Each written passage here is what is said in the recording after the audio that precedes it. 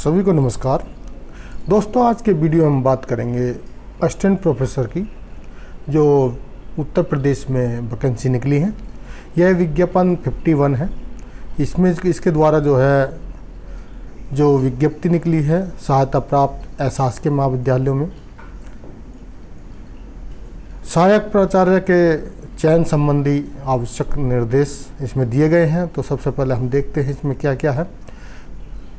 क्रम संख्या 1 पे देखेंगे तो महत्वपूर्ण तिथि दी गई है, जिसके बारे में बताया गया है कि ऑनलाइन फार्म कब से होंगे और लास्ट डेट क्या होगी, आप फीस कब तक जमा कर सकते हैं। नंबर 2 पर यहाँ ऑनलाइन आवेदन करने वाले अभ्यर्थियों के लिए आवश्यक सूचना, यानी कि जो भी अभ्यर्थी आवेदन करना चाहते हैं उनके लिए आवश्यक सूचना क्या है या दिशा निर्देश क्या है। तीसरे पे आवेदन शुल्क दिया है कि आप जो हैं अगर जनरल से आते हैं तो आपका शुल्क कितना लगेगा, और अगर पिछड़े वर्ग ओबीसी से आते हैं कितना, SC ST से, और साथ ही जो है WS जो आते हैं उनसे भी आपका कितना कितना शुल्क लगेगा। रिक्तियों का विवरण दिया है जो 3-4 नंबर पर दिया है। रिक्तियाँ किस किस, इसमें सबसे महत्वपूर्ण बात यह है कि जो भी आपके असिस्टेंट प्रोफेसर की वैकेंसियाँ हैं उसमें पूरा डिटेल दिया गया है कि किस कॉलेज में किस सब्जेक्ट की वैकेंसी दी गई है। 5 नंबर पर अधिकतम आयु एवं वेतनमान, यानी कि आप जो 5 नंबर है क्रम संख्या या पृष्ठ संख्या जो है 3 पे देख सकते हैं कि इसमें आयु सीमा क्या है और साथ ही साथ वेतनमान कितना है। 6 नंबर पर है आरक्षित श्रेणी के आवेदन हेतु निर्देश, जो भी आरक्षण श्रेणी के हैं उनके लिए दिशा निर्देश क्या है। 7 नंबर जो कि पेज नंबर 5 से लेकर 8 तक है अनिवार्य शैक्षिक योग्यताएं, यानी कि आपकी अनिवार्य शैक्षिक योग्यताएं क्या हैं। आपको अगर ये फार्म अप्लाई करना है तो इसके बारे में क्रम संख्या 7 और अगर पेज नंबर देखें तो ये 5 से 8 पे आया गया है। 8 नंबर पर ऑनलाइन आवेदन पत्र भरने की प्रक्रिया क्या होगी, ये पेज नंबर 8 से लेकर 10 तक दिया गया है और उसका पूरा विवरण। आरक्षण के बारे में पेज नंबर 10 पे बताया गया है। प्रश्न नंबर 10 वो क्रम संख्या 10 पे लिखित परीक्षा संबंधी निर्देश, यानी कि जो इंस्ट्रक्शन है आपके राइटिंग संबंधी लिखित परीक्षा एग्जाम संबंधी, वह जो है पेज नंबर 10 से 11 पे दिया गया है। क्रम संख्या 11 जो है इसमें चयन का आधार या पेज नंबर 11 पे है। यहाँ पर चयनित कैसे किया जाएगा इसके बारे में बताया गया है। 12 नंबर पे है अधिमानता, जो पेज नंबर 11-12 पे है, और 13 नंबर है साक्षात्कार के लिए निर्देश, यानी कि जो भी इसमें अप्लाई करेंगे उसके बाद लिखित परीक्षा होगी, उसमें पास होंगे तो उनका इंटरव्यू होगा, तो उसके लिए जो निर्देश हैं वो दिए गए हैं। उसके बाद जो है 14, 15, 16, 17 इसमें कुछ परिशिष्ट दिए गए हैं। इसमें ऐसा है जैसे सारणी 1 में सह शिक्षा महिला जो महाविद्यालय में रिक्त पदों का जो विवरण है वो 13-14 में दिया गया है। सारणी 2 में जो दिव्यांग हैं, स्वतंत्र संग्राम सेनानी, आश्रित सह शिक्षा महाविद्यालय में महिलाओं हेतु आरक्षण पदों का विवरण दिया गया है। और 16 नंबर परिशिष्ट जो 1 है अनुसूचित जाति अनुसूचित जनजाति के लिए जो प्रमाण पत्र बनेगा उसका प्रारूप दिया गया है, जो पेज नंबर 51 पे है। ये आपको और बता दूं 13 नंबर से 50 नंबर तक जो है यहाँ पर विद्यालयों के संबंधी रिक्तियाँ भी इसमें ही दी गई हैं। क्रम संख्या 17 पर परिशिष्ट 2 में जो है अन्य पिछड़ा वर्ग प्रमाण पत्र, यानी OBC के जो कैंडिडेट्स हैं उनके लिए प्रमाण पत्र किस तरह बनाया जाएगा, उसका प्रारूप क्या होगा, इसके बारे में बताया गया है। क्रम संख्या 18 में देखा जाए परिशिष्ट जो 3 है उसमें आर्थिक रूप से कमज़ोर EWS प्रमाण पत्र का प्रारूप दिया गया है, जो 53 पे पेज नंबर पे वर्णित है। परिशिष्ट 4 दिव्यांग PH का प्रमाण पत्र, यानी जो दिव्यांग हैं उनके लिए जो प्रमाण पत्र होगा उसका क्या प्रारूप होगा, वह 54 पे का विवरण दिया गया है। क्रम संख्या 20 में देखें परिशिष्ट 5 है स्वतंत्र संग्राम सेनानी, यानी कि DFF आश्रित का प्रमाण पत्र जो है उनका 55 पे दिया गया है। यानी कि आप इनमें से किससे भी संबंधित हैं, आपको देखना है कि आपको किस तरह का अपना प्रमाण पत्र बनाना है, तो इन पेज पे जाके देख सकते हैं। क्रम संख्या 21 परिशिष्ट 6 नेट स्लेट सेट की अनिवार्यता, न्यूनतम अर्हता से छूट प्राप्त करने हेतु PhD /DPhil उपाधि UGC MPhil /PhD की उपाधि के लिए न्यूनतम मानक एवं प्रक्रिया विनिमयम 2009/2016 के अनुसार होने का संबंधी विश्वविद्यालय के कुल सचिव द्वारा निर्गत प्रमाण पत्र का प्रारूप दिया गया है, जो 56 में है। क्रम संख्या 22 परिशिष्ट शपथ पत्र 10 रुपये की नोटरी में 57 पर दिया गया है। तो दोस्तों अब हम चलते हैं जो क्रम संख्या 1 था, जिसमें महत्वपूर्ण तिथियां दी गई थी। तिथियों में आपको बता दें दोस्तों, ऑनलाइन आवेदन रजिस्टर आरंभ होने की तिथि जो है 9 जुलाई से हो चुका है 2022 से, और ऑनलाइन आवेदन शुल्क जमा करने की जो प्रारंभिक तिथि है वो भी 9 जुलाई से ही शुरू हो चुकी है। आप 9 जुलाई से फार्म भरते हुए 9 जुलाई को भी अपना आवेदन शुल्क जमा कर सकते हैं। 3 नंबर पे जो दिया है, ऑनलाइन आवेदन हेतु रजिस्ट्रेशन की अंतिम तिथि वह 7 अगस्त 2022 तक है। दोस्तों मैं आपको बता दूं, आपको ये पूरा वीडियो देखना है। हम कई बार फार्म भरते हैं, पिछली बार मैंने भी फार्म भरा था दोस्तों, लेकिन मेरा कॉल लेटर नहीं आया। वो मैं कुछ ना कुछ मेरी ही मिस्टेक रही, इसलिए आपके लिए मैंने खुद ये PDF पढ़ा, और आपके लिए भी मैं ज़्यादा से ज़्यादा जानकारी हमको लगता है, लेकिन थोड़ा समय हमको फार्म भरने और उस चीज़ों को जानने के लिए देना चाहिए। ऑनलाइन आवेदन शुल्क जमा करने की अंतिम तारीख जो है, तो इससे पहले ये देख लेते हैं, ऑनलाइन आवेदन हेतु रजिस्ट्रेशन की अंतिम तारीख 7 अगस्त 2022 तक है, और ऑनलाइन आवेदन शुल्क जमा करने की अंतिम तिथि 8 अगस्त 2022 है। ऑनलाइन आवेदन पत्र सबमिट करने की अंतिम तिथि 10 अगस्त तक आप सबमिट इसको कर सकते हैं। आपने अगर कम्प्लीटली सबमिट नहीं किया है, अप्लाई कर दिया है, रजिस्ट्रेशन कर लिया है, इसके बाद फिर सबमिट कर लिया है, सिग्नेचर आपका फ़ोटो डाउनलोड होगा। अगर आपका संपूर्ण रूप से भी सबमिट नहीं हुआ है तो कई बार जो है आप इसको नेक्स्ट 1-2 दिन बाद तक, यानी कि 10 अगस्त तक कर सकते हैं।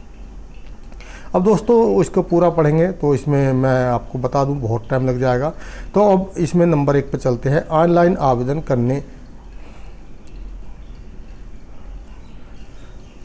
करने वाले अभ्यर्थियों के लिए आवश्यक सूचनाएं कुछ ज़रूरी हैं। इस विज्ञापन के अंतर्गत आवेदन करने हेतु ऑनलाइन जो पद्धति है, जिसको ऑनलाइन एप्लीकेशन सबमिशन सिस्टम कहते हैं, लागू है। अन्य किसी भी माध्यम से प्रेषित आवेदन स्वीकार नहीं किया जाएगा। अभ्यर्थी ऑनलाइन ही आवेदन करें, यानी कि आपको ऑनलाइन ही इसके लिए अप्लाई करना होगा। 2 नंबर पर है, उक्त चयन प्रक्रिया संबंधी सूचना समस्त जानकारी आयोग के पोर्टल www.upHESC51.com पर उपलब्ध है।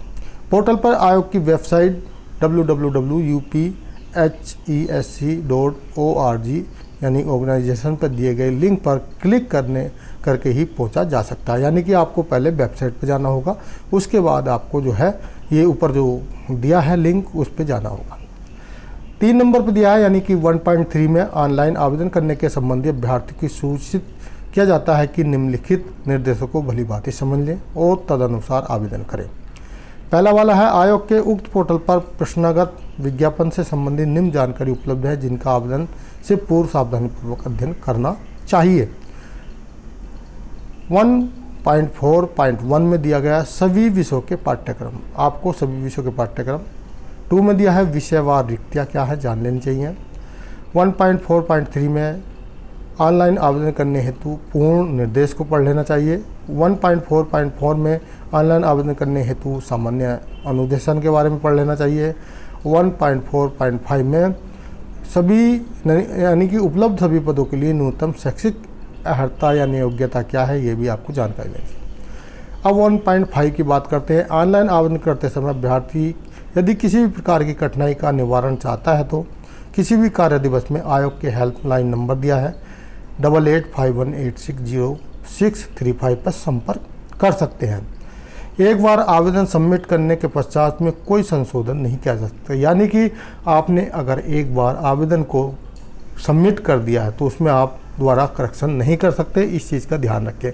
सबमिट किए गए आवेदन में यदि कोई अभ्यर्थी कोई संशोधन करना चाहता है तो निर्धारित अंतिम तिथि तक के वह दूसरा नया आवेदन यानी कि सेकेंड न्यू रजिस्ट्रेशन संबंधी सूचना के साथ पुनः आवेदन शुल्क जमा करके ऑनलाइन सबमिट कर सकते हैं। यानी कि आपको दूसरा रजिस्ट्रेशन करना होगा। एक ही मोबाइल नंबर एक ईमेल आईडी से 2 आवेदन पत्र अभ्यर्थी द्वारा नहीं भरे जा सकते। यानी कि अगर आप 2 विषय में या एक ही विषय में आपके पहला पेपर में कुछ भरते हुए पहले वाले फॉर्म में कुछ गड़बड़ हो गई है तो आप जो है दोबारा उसी नंबर उसी आईडी से फार्म नहीं भर सकते। आपके लिए दोबारा भरने के लिए दोबारा मोबाइल नंबर और आईडी होनी चाहिए।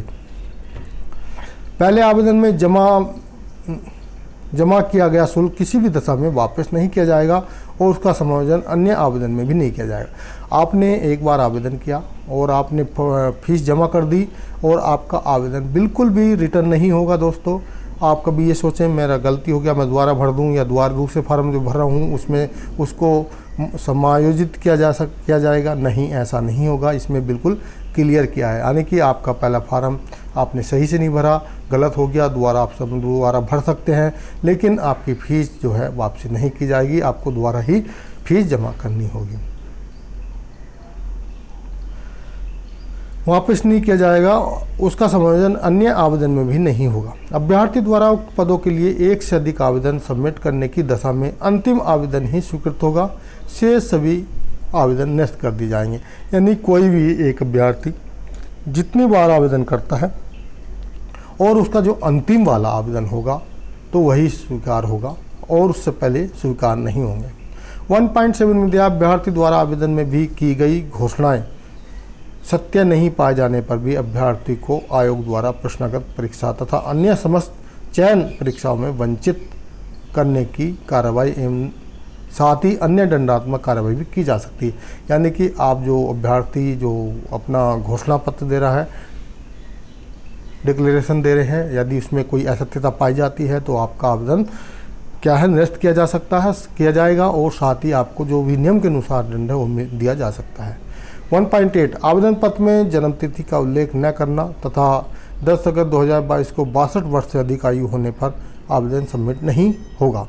उसमें ऑटोमेटिक ही जो आप आवेदन कर रहे हैं, अगर आपके उसमें आपने जन्मतिथि का उल्लेख न किया और साथ ही आप 10 अगस्त 2022 को 62 वर्ष से अधिक की आयु में हैं तो आपका आवेदन खुद ही सबमिट नहीं होगा।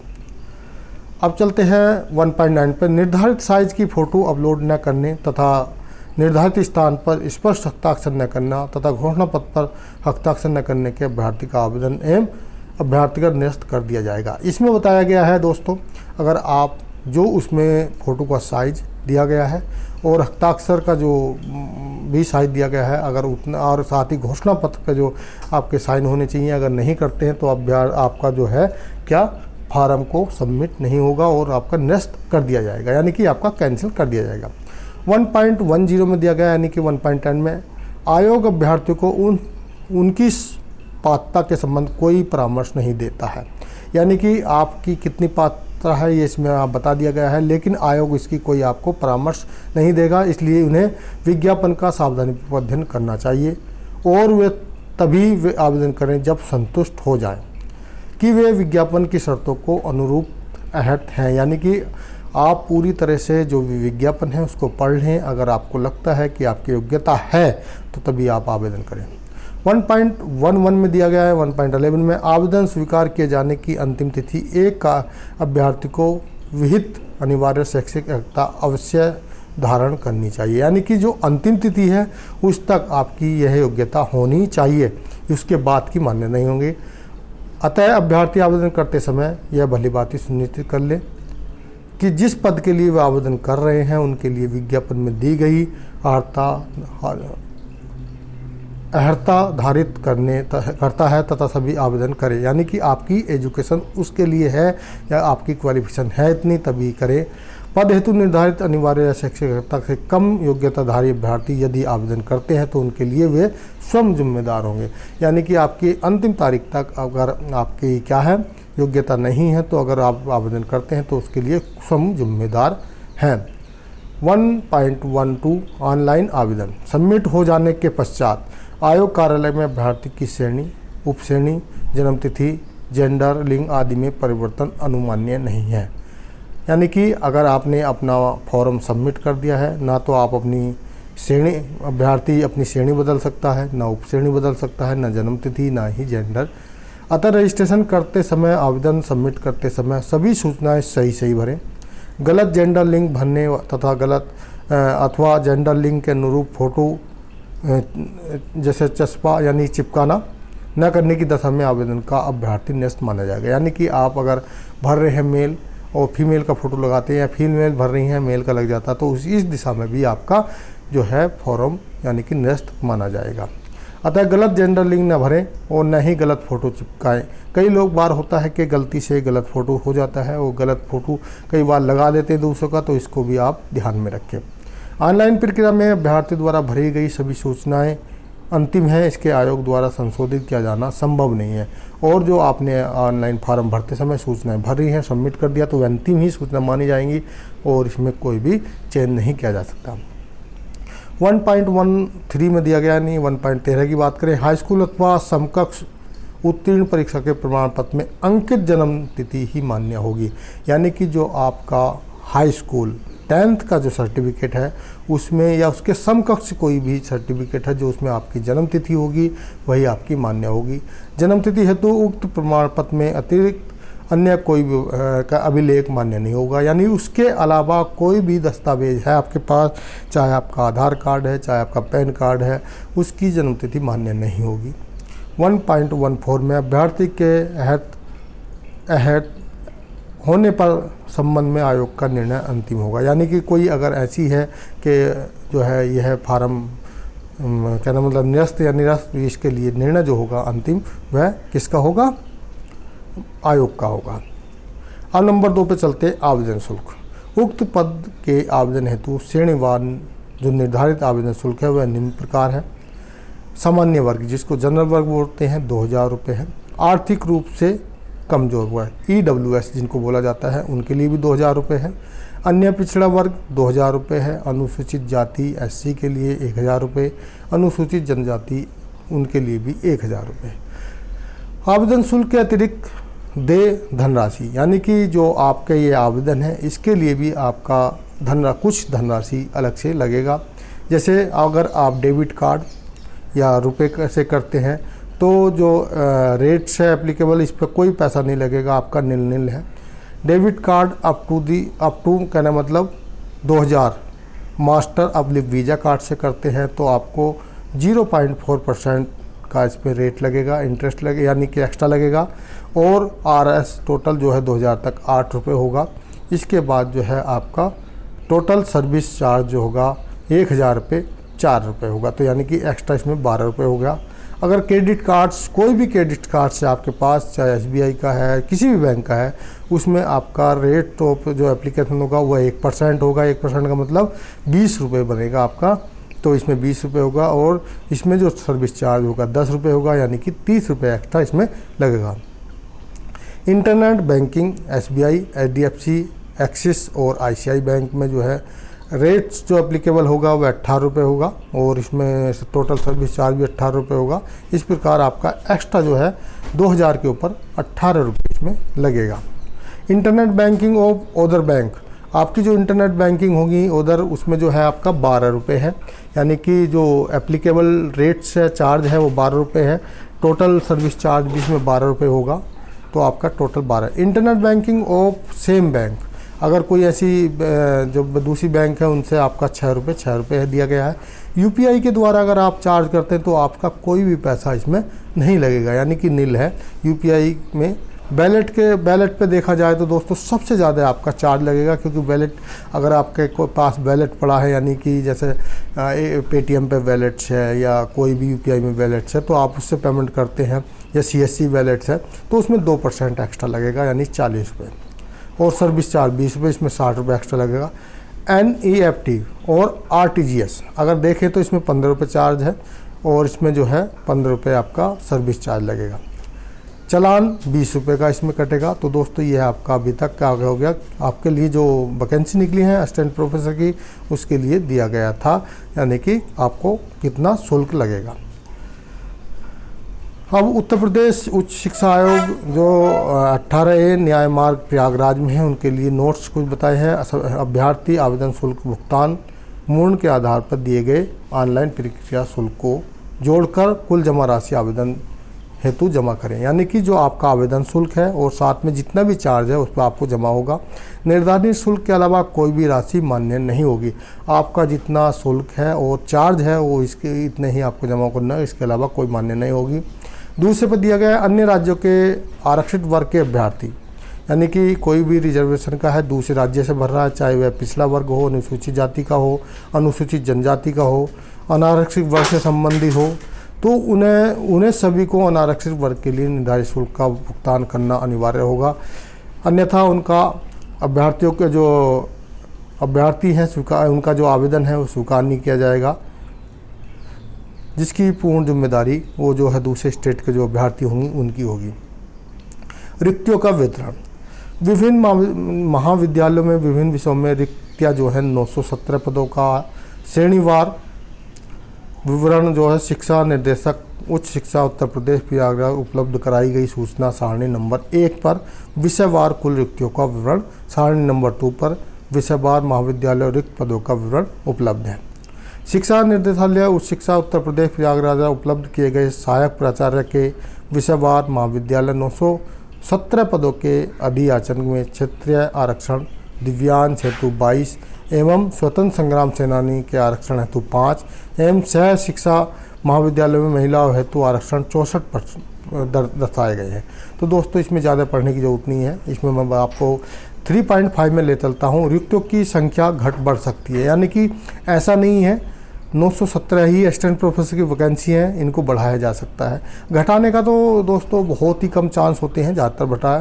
तथा आरक्षण की स्थिति शिक्षा निर्देशक उच्च शिक्षा द्वारा उपलब्ध कराए जाने पर साक्षरता से पूर्व उपलब्ध कराई जाएगी। यानी कि अगर आपकी कोई भी रिक्तियाँ बढ़ती है घटती हैं तो वह जो है उच्च शिक्षा द्वारा इसका जानकारी उपलब्ध करा दी जाएगी, जिससे तदनुसार परिवर्तन संशोधन किया जा सकता है। अब 4 नंबर पर चलते हैं, अधिकतम आयु एवं वेतनमान। तो इसकी आयु क्या होगी? इस विज्ञापन में उल्लेखित पदों में सापेक्ष सहायक आचार्य पद हेतु आवेदन यानी कि असिस्टेंट प्रोफेसर इच्छुक अभ्यर्थी के आवेदन करने की अंतिम तिथि, यानी कि जो अंतिम तिथि है उस दिन तक 62 साल होनी चाहिए, इससे अधिक नहीं। यानी कि आप जो है 62 साल की उम्र तक इसको, लेकिन क्या है 8 अगस्त तक ही आपकी 62 वर्ष होनी चाहिए, आप इसमें आवेदन कर सकते हैं। 4.2 में दिया सहायक आचार्य पद हेतु अनुमानित जो वेतन है, यानी असिस्टेंट प्रोफेसर का जो वेतन है 15,600 से लेके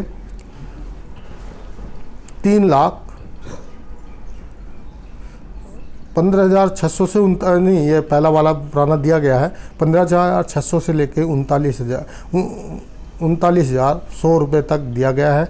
और ग्रेड वेतन 6,000 है, यानी कि आपका जो पुराना वाला था भी इसमें नए में जो ग्रेड थी उसी के अनुसार दिया गया है। आरक्षण अब 5 नंबर पे बात करते हैं, जिसमें आरक्षण श्रेणी के आवेदन हेतु निर्देश दिए गए हैं जो आरक्षण श्रेणी में आते हैं। उत्तर प्रदेश के आरक्षित श्रेणी के सभी अभ्यर्थी आवेदन में अपनी श्रेणी अवश्य चयनित करें, यानी जो भी आरक्षण वर्ग या रिजर्वेशन में आते हैं उनको अपनी EWS, OBC, SC, ST आते हैं तो उनको उसका चयन करना होगा। 5.2 में एक से अधिक आरक्षित श्रेणी का दावा करने वाले अभ्यर्थी को केवल एक छूट जो अधिक लाभकारी होगी दी जाएगी, एक से अधिक ज़्यादा छूट नहीं दी जाएगी। 5.3 में दिया गया है अनुसूचित जाति, अनुसूचित जनजाति, अन्य पिछड़ा वर्ग, स्वतंत्र संग्राम सेनानी के आरक्षण दिव्यांगों को जो उत्तर प्रदेश राज्य के मूल निवासी नहीं हैं उन्हें आरक्षण का लाभ अनुमान्य नहीं होगा। यानी कि उनको अगर कोई उत्तर प्रदेश का नहीं है, चाहे वह SC कैटेगरी से है, ST से है, EWS से है, तो सिर्फ उत्तर प्रदेश के निवासियों को यह मान्य होगा, अन्य को मान्य नहीं होगा। 5.4 उत्तर प्रदेश के अनुसूचित जाति एवं जनजाति जैसी की स्थिति हो कि श्रेणी में आने वाले व्यक्ति के पुत्र या पुत्री तथा अन्य परिवार सामान्यतः उत्तर प्रदेश के निवास करता हो, यानी कि जो भी अभ्यर्थी हैं उनका परिवार यहाँ पर निवास करता हो। ऐसी महिला अभ्यर्थी का जाति प्रमाण पत्र जिसके उनके उत्तर प्रदेश के अनुसूचित जाति या अनुसूचित जनजाति की श्रेणी में आने वाले व्यक्ति की पत्नी होने का उल्लेख है मान्य नहीं होगा। यानी कि पहले एक बार जैसे पहले चल रहा था, कई जो है अनुसूचित जाति या जनजाति की महिलाएं हैं या किसी अन्य वर्ग में EWS में या सामान्य वर्ग के व्यक्ति से शादी कर लेती हैं और फिर उसमें प्रमाण पत्र लगा देती हैं, तो उसमें भी यह मान्य नहीं होगा। महिला अभ्यर्थी को के मामले में पिता पक्ष के निर्गत जाति प्रमाण पत्र ही मान्य होगा, यानी कि उसके जो है महिला का जो पिता पक्ष है उससे ही मान्य होगा, यानी कि ये इसमें दर्शाया गया है। कोई भी दूसरी बात यह है, जैसे अनुसूचित जाति का कोई व्यक्ति है और महिला जो है OBC वर्ग या EWS या सामान्य वर्ग की महिला है और किसी भी व्यक्ति अनुसूचित जाति जनजाति से शादी कर लेती है और शादी करने के बाद उनका रेफरेंस देके जो सर्टिफिकेट लगाएंगी वह भी मान्य नहीं होगा, वह जो है वह भी निरस्त माना जाएगा। 5.5 में उत्तर प्रदेश के अन्य पिछड़ा वर्ग की श्रेणी में आने वाले व्यक्तियों के पुत्र पुत्री तथा अथवा उनका परिवार सामान्यतः उत्तर प्रदेश में निवास करता हो, यानी कि जो पिछड़ा वर्ग के हैं उनका पुत्र है पुत्री हैं, उनका परिवार जो है उत्तर प्रदेश में निवास करता हो। ऐसी महिला अभ्यर्थियों का जाति प्रमाण पत्र जिसमें उत्तर प्रदेश के अन्य पिछड़ा वर्ग की श्रेणी में आने वाले व्यक्ति की पत्नी होने का उल्लेख है, मान्य नहीं होगा। महिला अभ्यर्थी के मामले में पिता पक्ष निगत जाति प्रमाण पत्र ही मान्य होगा। इसमें भी यही दिया गया है कि जो पिता पक्ष है उससे मान्यता होगा। ऐसे अभ्यर्थी को शारीरिक रूप से विकलांग होने का दावा करते हैं, जिन्हें यह सुनिश्चित कर लेना चाहिए कि अध्यक्ष आवेदन के साथ प्रमाण पत्र आवेदन उत्तर प्रदेश शासन द्वारा निर्धारित प्रारूप में ही जो कि प्रारूप दिया गया है उसके बारे में। और जो इसमें 7 नंबर में भी ये दिया गया है, जो उत्तर प्रदेश के आर्थिक रूप से कमज़ोर अभ्यर्थी यानी कि EWS वाले हैं जो उत्तर प्रदेश के हैं उनके लिए ही लागू होगा, अन्य के लिए नहीं होगा।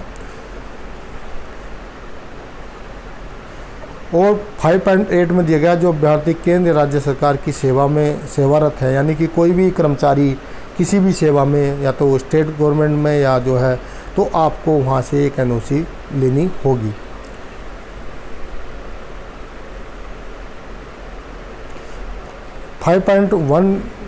यानी कि 5.10 में हम देखते हैं आवेदन पत्र में अभ्यर्थी द्वारा संशोधित अंतिम रूप से आवेदन पत्र सबमिट करने से पूर्व ही किया जा सकता है।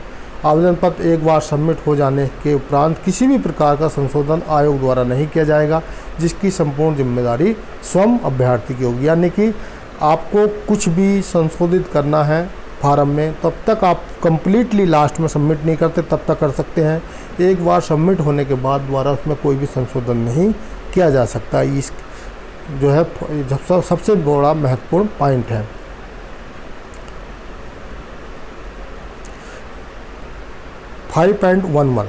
अभ्यर्थी के विरुद्ध अगर किसी भी न्यायालय में कोई मुकदमा चल रहा है या उनको दंडित किया जा गया है या उसका उल्लेख करना आवश्यक है, यानी कि किसी भी अभ्यर्थी के संबंधी कोई न्यायालय में मुकदमा है या उनको कोई न्यायालय द्वारा दंडित किया गया तो आपको उसके बारे में भी उल्लेख करना होगा। अगर आप इस तरह की उल्लेख नहीं करते हैं या छुपाते हैं या गलत सूचना देते हैं, अगर अभ्यर्थी इस तरह का मामला कभी आता है तो वह आपका कहने मतलब उस समय आपको क्या कर दिया जाएगा, उस नौकरी से बर्खास्त कर दिया जाएगा। साथ ही इसकी संपूर्ण जवाबदारी जो होगी अभ्यर्थी की होगी। अब चलते हैं पॉइंट नंबर 6 पर, अनिवार्य शैक्षिक योग्यता। इस विज्ञापन में निहित सहायक प्राचार्य पद हेतु विहित न्यूनतम शैक्षिक अर्हताएँ विषय के आधार पर अधोलिखित वर्णित की गई हैं।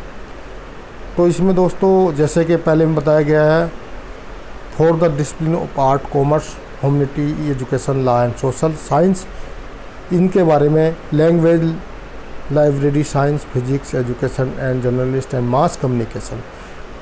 तो दोस्तों एलिजिबिलिटी जो है ए और बी के बारे में जो इसमें दिया गया है, सबसे पहले आपके पास एक मास्टर डिग्री होनी चाहिए जिसमें आपके 50% और 55% नंबर हों या उनके कोई भी इक्वल, यानी कि मास्टर डिग्री के इक्वल ही होनी चाहिए। लेकिन UGC नेट जो है उनके अनुसार आपका कहने मतलब UGC से मान्यता प्राप्त होनी चाहिए। नंबर 2 पर दिया गया है, beside fulfil of the above qualification and candidate must have the clear the national eligibility test, यानी कि वही अभ्यर्थी इस फार्म को भर सकते हैं जो कि UGC नेट क्वालिफाइड हैं और या इसके अलावा CSIR या फिर जो यूजीसी के द्वारा जो स्टेट में सेलेक्ट होता है वो, या सेट आप हैं, या स्टेट गवर्नमेंट जो भी उत्तर प्रदेश में जो सेट एग्ज़ाम पास है आप उस विषय में होने चाहिए, और या आपके पास कोई भी पीएचडी की डिग्री होनी चाहिए। और पीएचडी डिग्री भी आपके जो है 2009 और 2016 का जो रेगुलेशन है उसके अनुसार हो, तभी आपकी डिग्री पीजीडी की मानी जाएगी। तो आपको पता हो गया, सबसे पहले तो आपका मास्टर डिग्री होनी चाहिए, मास्टर डिग्री में 55% नंबर होने चाहिए। दूसरा आपका यूजीसी नेट, या इसके अलावा आपका सेट, स्लेट या फिर सीएसआईआर आपका पास होना चाहिए। ये पक्का आपको, जब आपकी इतना डिग्री है तभी आप जो है फार्म इसको भर सकते हैं। तो दोस्तों यहाँ पर और भी कुछ दिया गया है, आप इसके बारे में पढ़ सकते हो। जो पीएचडी है वो कौन सी मान्यता होगी, तो भारत सरकार के जो यूजीसी नेट है उन्होंने समय समय पर डायरेक्शन दिए हैं कि आप जो पीएचडी कर रहे हैं आपका इस अनुसार, जैसे 2009 और 2016 के अनुसार होनी चाहिए। और इसमें बताया गया है जो भी पीएचडी डिग्री है वो जो विद्यार्थी है उसका जो डिग्री प्राप्त की है वह रेगुलर मोड में होनी चाहिए, पत्राचार और दूसरे मान लिया आपने डिस्टेंस एजुकेशन से तो नहीं होनी चाहिए। दूसरा नंबर पर दिया गया है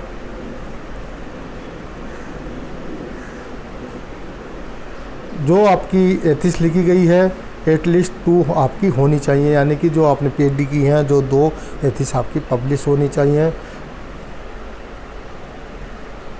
और साथ ही जो है आपने जो पीएचडी की है उस समय जो वाइवा होता है वह भी आपने उसको कंडक्ट किया हुआ है। ये पीएचडी के संबंधी जानकारी है, जो पीएचडी किए हुए हैं, मान लिया नेट स्लेट नहीं है। इसके आगे नेक्स्ट चलते हैं, आपका ये जो दिया गया है, जैसे नोट में दिया गया है नेट स्लेट सेट, आपका जो है ये भी क्या है इसमें बताया गया है, जो आपकी जो मास्टर ये किया गया है वो भी आपका जो मास्टर डिग्री में सब्जेक्ट है उसके अनुसार ही होना चाहिए, उससे इधर उधर ऐसा नहीं है कि आपने मास्टर डिग्री में दूसरा सब्जेक्ट है और नेट सेलेक्ट आपने दूसरे से की गई है।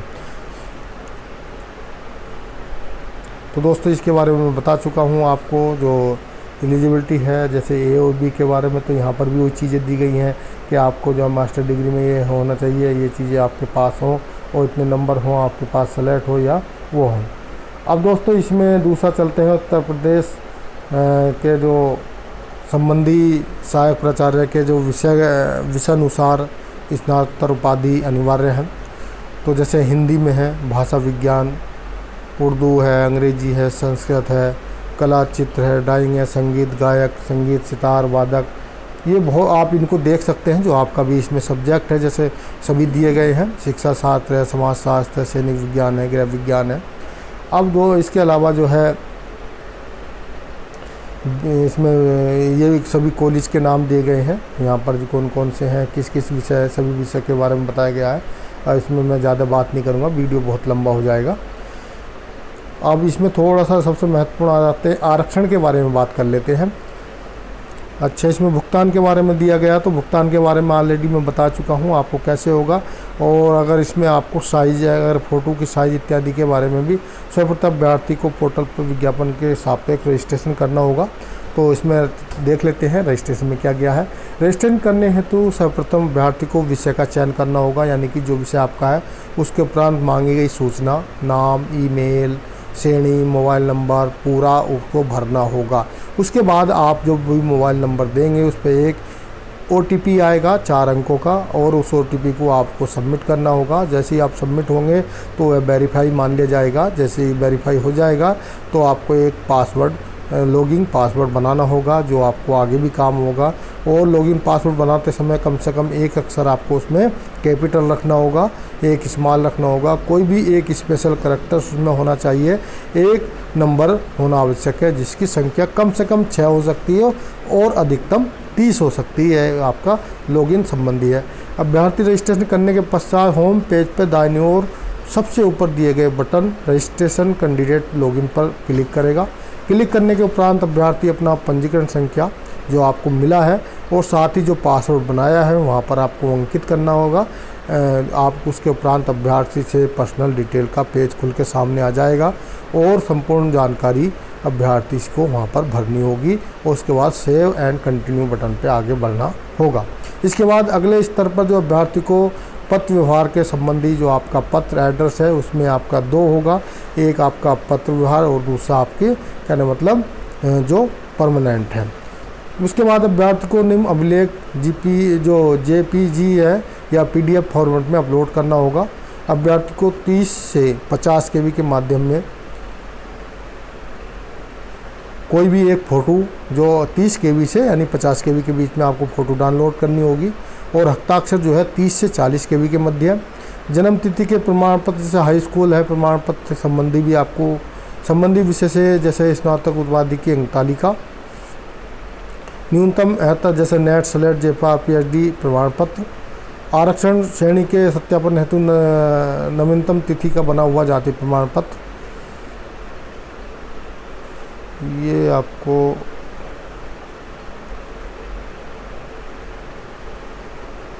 दिव्यांगजन और दिव्यांगजन का प्रमाण पत्र दिव्यांग से 40% होना आवश्यक है। यानी कि जो भी कहना मतलब डिसेबल हैं या दिव्यांग हैं उनके लिए 40% से कम है तो उनको नहीं माना जाएगा, यानी कि 40% तक का होना ज़रूरी है। जो कि स्वतंत्र संग्राम सैनी हैं आश्रित हैं उनके प्रमाण पत्र होना चाहिए। उत्तर प्रदेश के अभ्यर्थियों को उक्त श्रेणी का लाभ अनुमान्य है, अतः वह उक्त प्रमाण पत्र अपलोड करना होगा। तो दोस्तों इसमें आप देख रहे हैं आपको क्या क्या है, बहुत सारी चीज़ें इसमें दी गई हैं। शुल्क जमा करने की मैं पहले बता चुका हूँ, आपका 9 तारीख से शुरू हो गया है, 8 अगस्त तक है, ये इसमें पहले भी हो चुकी है और ये आपको अब इसमें है भुगतान प्राप्त होने की सूचना के तुरंत बाद आवेदन पर होम पद पर जाए, रजिस्ट्रेशन कंडीशन फिर से लॉगिन करना होगा और फिर डाउनलोड आपको क्लिक पर डाउनलोड करना होगा। उत्तर प्रदेश राज्य के अनुसूचित जाति अनुसूचित जनजाति अन्य पिछड़ा वर्ग एवं आर्थिक रूप से कमजोर अभ्यर्थी को उत्तर प्रदेश सरकार से आवासीय विद्यमान शासनादेश के अनुसार आरक्षण अनुमान्य होगा। यानी जो भी जो EWS OBC SC ST के हैं उनका जो भी आरक्षण है वह जो भी मान्य है वो उसके अनुसार होगा। अब चलते हैं इसमें आरक्षण के बारे में, आपको वो मैं बता दिया प्रमाण पत्र होना चाहिए, ये चीज़ें सब है। अब लिखित परीक्षा संबंधी दिशा निर्देश, परीक्षा की तिथि स्थान समय केंद्र आदि के संबंध में अनुक्रमांक सहित प्रवेश पत्र की सूचना SMS द्वारा ईमेल समाचार पत्र वेबसाइट के माध्यम से दी जाएगी। अभ्यर्थी को आवंटित परीक्षा केंद्र पर ही परीक्षा देनी होगी।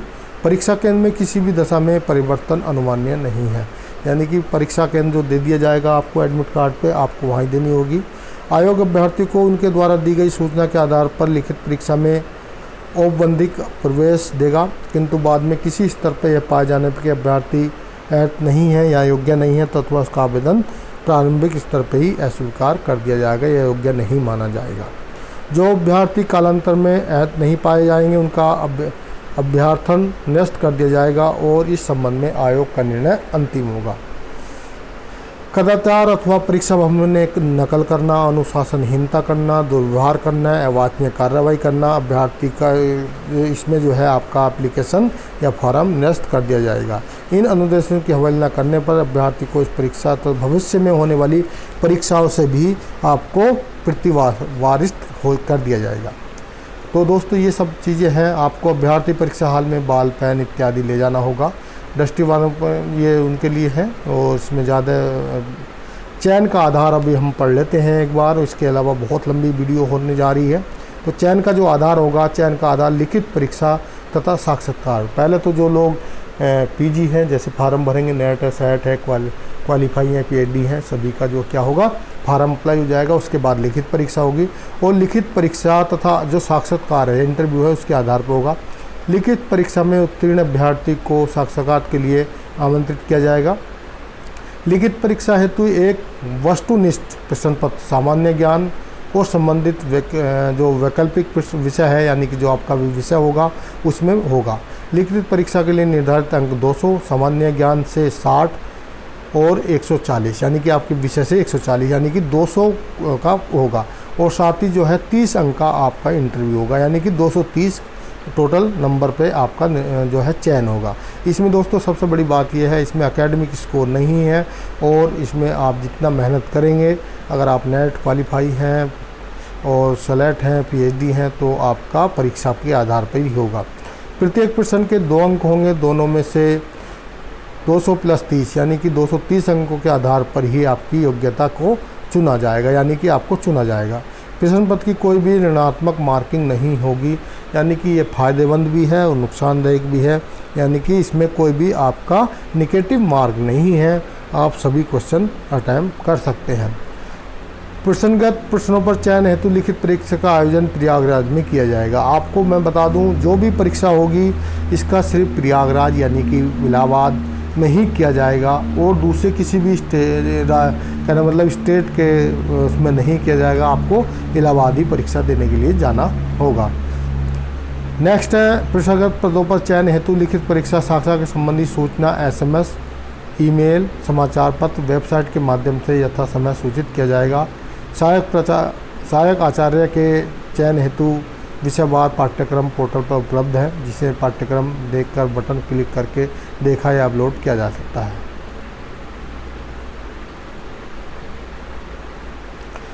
अधिमानता, लिखित परीक्षा में उत्तीर्ण अभ्यर्थी को साक्षात्कार के समय महाविद्यालयवार वरीयता का विकल्प ऑनलाइन देना होगा, यानी कि अगर आप परीक्षा पास कर लेते हैं उसके बाद जो है आपको आप किस विश्वविद्यालय में असिस्टेंट प्रोफेसर बनना चाहते हैं, जिसका पूरा विवरण नीचे दिया गया है, आपको पहले ही यानी कि साक्षात्कार के समय देना होगा कि मैं यहाँ पर इस विश्वविद्यालय में सर्विस करना चाहता हूँ।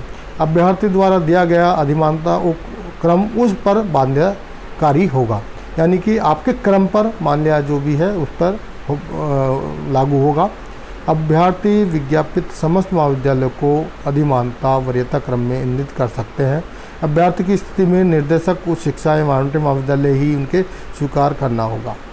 पुरुष अभ्यर्थी महिला महाविद्यालय को अधिमानता वरीयता क्रम में इंगित न करें, अन्यथा किसी भी प्रकार की त्रुटि के लिए अभ्यर्थी स्वमुक्तिदार होगा। यानी कि पुरुष जो अभ्यर्थी हैं और महिला महाविद्यालय में जहाँ पर महिलाओं की रिजर्वेशन है या वैकेंसी है, उनका जो है कि उन पे उस विद्यालय में क्लिक ना करें, नहीं तो इसके लिए खुद ही जिम्मेदार होगा। महिला अभ्यर्थी महिला एवं पुरुष दोनों प्रकार के महाविद्यालयों के लिए अधिमानता वरीयता क्रम इंगित कर सकते हैं, यानी कि महिलाएं कर सकती हैं, लेकिन जो महिलाओं के लिए आरक्षित हैं उनमें पुरुष नहीं करना है। और आगे भी इसके बारे में ये दिया गया है, महिला महाविद्यालयों की रिक्ति के समय महिला विद्यार्थियों का चयन होने पर उन्हें सर्वप्रथम महिला महाविद्यालय में नियुक्ति हेतु संस्तुति किया जाएगा। अर्थात महिला महाविद्यालयों की यदि 5 रिक्तियों के प्रति केवल 5 ही अभ्यर्थियों का चयन हुआ तो उन सभी महिला अभ्यर्थियों को महिला महाविद्यालय के सापेक्ष नियुक्त कर दिया जाएगा। अभ्यर्थियों की नियुक्ति हेतु महाविद्यालय का आवंटन शिक्षा निर्देशक उच्च शिक्षा उत्तर प्रदेश प्रयागराज द्वारा किया जाएगा। आरक्षण श्रेणी, अन्य पिछड़ा वर्ग, अनुसूचित जाति जनजाति के अभ्यर्थी आरक्षण महाविद्यालय के अतिरिक्त अनारक्षित महाविद्यालयों को भी अपनी अधिमानता क्रम में इंगित कर सकते हैं, यानी कि जो भी EWS OBC अनुसूचित जाति जनजाति के लोग हैं वो जो उनकी आरक्षक में जो दी गई है वैकेंसी जिस महाविद्यालय में उसमें तो कर ही सकते हैं, उसके अलावा दूसरे भी जो में भी कर सकते हैं। अगर वहाँ पर मान लिया हिस्ट्री की वैकेंसी, आप ये ना सोचें कि जहाँ पर SC की है जिस महाविद्यालय में मैं उसमें ही करूँगा, जहाँ पर जनरल की या दूसरी है उस पर भी आप कर सकते हैं। महाविद्यालय में विषयवार आरक्षण व्यवस्था प्रयाक्षित होने के कारण अनारक्षित श्रेणी के अभ्यर्थी आरक्षण महाविद्यालय को छोड़कर ही अपनी अधिकतम वरीयता इंगित करें। तो दोस्तों यहाँ पर दोनों चीज़ दी गई हैं। अब यहाँ पर साक्षात्कार के लिए आपको बाद में बात ज़्यादा करेंगे, तो लेकिन मैं बताता हूँ लिखित परीक्षा के अंकों के आधार पर साक्षात्कार लिए अभ्यर्थियों का साक्षात्कार की तिथि समय स्थान की सूचना SMS ईमेल समाचार पत्र वेबसाइट माध्यम से यथा समय सूचित कर दिया जाएगा। यानी कि आपको जो है जो अगर परीक्षा में पास होते हैं उनको इसके लिए सूचित कर दिया जाएगा। साक्षात्कार के समय अनारक्षित आर्थिक रूप से कमजोर वर्ग अन्य पिछड़ा वर्ग के अभ्यर्थियों को 800 रुपये, यानी कि अब फार्म जो भर रहे हैं इस समय तो 2000 1000 है और इसके ऊपर चार्ज है वो तो है ही, लेकिन जो परीक्षा पास कर लेते हैं इंटरव्यू के समय 800 रुपये अनुसूचित जाति जनजाति के अभ्यर्थियों के लिए 400 रुपये मात्र यानी कि साक्षरता जो इंटरव्यू शुल्क है के रूप में आयोग कार्यालय में नगद जमा करना होगा। यानी कि इंटरव्यू भी कहाँ होगा, प्रयागराज में ही होगा, और इसका परीक्षा भी प्रयागराज में होगी। जैसे ही आप वहाँ पर जाएंगे आपको एक कैश के रूप में इसका इंटरव्यू चार्ज जमा करना होगा। ऑनलाइन आवेदन पत्र की 2 प्रति के साथ आयु एवं शैक्षिक योग्यता की पुष्टि के निम्नलिखित अंक प्रमाण पत्र उपाधि की स्वयं प्रमाणित 2 प्रतियाँ साक्षात्कार के समय आपको प्रस्तुत करना होगा। यानी कि अगर आप परीक्षा पास कर लेते हैं, इंटरव्यू देने जाते हैं, तो सबसे पहले 2 प्रति तो आपको जो फार्म भरा उसकी, 2 प्रति हाई स्कूल की, 2 प्रति हाई स्कूल की मार्क सनद की, 2 प्रति हाई स्कूल की अंक तालिका की, और इंटरमीडियम के 2 प्रति जो है हाई स्कूल की सनद जो होती है, प्रमाण पत्र होता है। स्नातक प्रथम द्वितीय एवं तृतीय वर्ष आपको हो, इसमें जो है तीनों वर्ष की BA की आपको प्रथम वर्ष, द्वितीय वर्ष और तृतीय वर्ष की भी अंक तालिका चाहिए। स्नातक उपाधि आपको डिग्री भी चाहिए। 7 नंबर पर स्नातकोत्तर प्रथम वर्ष द्वितीय वर्ष की अंक तालिका, और साथ ही डिग्री भी चाहिए आपको, BA MA की, BA की भी डिग्री चाहिए। अगर आपने PhD किया तो PhD की भी चाहिए, और साथ ही आपने DPhil किया तो उसकी भी चाहिए। UGC नेट के आपने UGC के द्वारा MPhil किया है, PhD किया है, वो ये भी आपके लिए होनी, इसकी भी डिग्री। साथ ही जो है आपको नेट सेट जो भी आपका SLET का पेपर है वो प्रमाण पत्र है वो भी चाहिए। अगर आपके पास JFR है तो उसके लिए भी D लिस्ट की भी आपको चाहिए। एक आपको अगर आप सर्विस कर रहे हैं तो अनापत्ति प्रमाण पत्र की भी 2 कॉपी आपको चाहिए, चाहे आप सेंट्रल गवर्नमेंट में हो। अनुसूचित जाति जनजाति अगर पिछड़ा वर्ग से हैं, आप EWS से हैं तो उसके संबंधी भी आपका प्रमाण पत्र होना चाहिए। अगर आप दिव्यांग हैं, विकलांग हैं तो उसका भी प्रमाण पत्र इसमें होना चाहिए। कोई भी व्यक्ति अगर स्वतंत्र सेनानी है या उनका आश्रित है तो उसके संबंधी भी प्रमाण पत्र होना चाहिए। अंतिम शिक्षा संस्था का चरित्र प्रमाण पत्र आपके पास होना चाहिए। ये सब चीज़ इसमें जैसे, फिर उसके बाद आपको 2 संप्रभात व्यक्तियों द्वारा प्रदत्त चरित्र प्रमाण पत्र लगा होना चाहिए। आधार कार्ड की आपके 2 कॉपी, पैन कार्ड की, निवास प्रमाण पत्र कोई भी एक प्रमाण पत्र आपका इसमें हो, कहने मतलब ये निवास प्रमाण पत्र भी होना चाहिए। अगर कोई भी आपका मामला न्यायालय या महान्यायालय में दायर है या चल रहा है, आपको सज़ा हुई है, उसके संबंधित आपको दंड दिया गया है, उसके संबंध भी यहाँ पर आपको कहना मतलब प्रति उसकी लगी होनी चाहिए। दोस्तों यहाँ पर कॉलेज दिए गए हैं और विषय दिए गए हैं। जैसे मान लिया जो जिस कॉलेज में कौन सी और किस कॉलेज में किस विषय में वैकेंसी खाली है, तो इसको आप अपने से देख लें। अगर मैं बताऊंगा तो इसमें बहुत लंबा समय लग जाएगा। तो दोस्तों यहाँ पर दी गई हैं, उसमें पूरा दिया गया किस श्रेणी में, किस विद्यालय में, किस विषय की रिक्तियाँ हैं। टोटल रिक्तियाँ 917 हैं, ये घट भी सकती हैं और बढ़ भी सकती हैं। अभी मैं आपको सिर्फ नीचे ले चलता हूँ। नीचे मतलब जहाँ पर प्रमाण पत्र के बारे में बताया गया है। तो दोस्तों परिशिष्ट ए में दिया गया उत्तर प्रदेश की अनुसूचित जाति अथवा अनुसूचित जनजाति का जो प्रमाण पत्र होगा इस प्रकार का बना होगा, जिसमें लिखा प्रमाणित किया जाता है श्रीमती, श्री कुमारी या कोई श्री, उसका नाम आ जाएगा, पिता का नाम आ जाएगा, ग्राम आ जाएगा, तहसील आ जाएगी, नगर आ जाएगा, जिला उत्तर प्रदेश राज्य के निवासी हैं तथा संविधान अनुसूचित जाति अनुसूचित जनजाति के रूप में मान्यता दी गई है संविधान के अनुसार। फिर उसके बाद फिर इसमें आ जाएगा श्रीमती यानी या कोई है, नाम आ जाएगा, उनका परिवार उत्तर प्रदेश के ग्राम, तहसील, नगर में निवास करता है, और इसमें फिर स्थान नीचे आ जाएगा, और यहाँ पर हस्ताक्षर पूरा नाम पदनाम होगा भी इसको, जिसमें से या तो जिलाधिकारी, अतिरिक्त जिलाधिकारी, सिटी मजिस्ट्रेट या तहसीलदार का होना चाहिए। परिशिष्ट 2 में जो है पिछला वर्ग का जो प्रमाण पत्र है सेम यही चीज़ें दी गई हैं, और उसमें वही बताया गया है कि किस प्रकार का बना होगा। इसके बाद उत्तर प्रदेश परिशिष्ट 3 में देखा जाए तो इसमें भी जो EWS के अंतर्गत 10% रिजर्वेशन है उनके लिए बताया गया, लेकिन इसमें पासपोर्ट साइज का फ़ोटो भी लगाना होगा, और इसमें दिया गया कार्यालय मोहर होगी। और उसके बाद जो परिशिष्ट 4 में उत्तर प्रदेश विकलांगों के लिए प्रमाण पत्र का प्रारूप दिया गया है, और इसमें दोस्तों यह है 40% तक आपकी डिसेबिलिटी होनी चाहिए, इससे कम होगी तो आपको उस श्रेणी में, दिव्यांग की श्रेणी में नहीं रखा जाएगा। उत्तर प्रदेश स्वतंत्र सेनानियों के आश्रित के लिए प्रमाण पत्र का प्रारूप ये दिया गया है, और इसके बाद परिशिष्ट 6 में जो है आपको एक डिक्लेरेशन देना है और उसके अलावा जो है आपको शपथ प्रमाण पत्र है, इस पे साइन करने होंगे, इस पे आपको भी साइन करने हैं। तो दोस्तों यह आपका पूरा का पूरा उत्तर प्रदेश में जो निकले असिस्टेंट प्रोफेसर की वैकेंसी है उसकी जानकारी थी। दोस्तों वीडियो अच्छा लगा तो आप वीडियो को लाइक करें, दोस्तों को शेयर करें, चैनल को सब्सक्राइब करें। थैंक यू, धन्यवाद, बहुत बहुत धन्यवाद।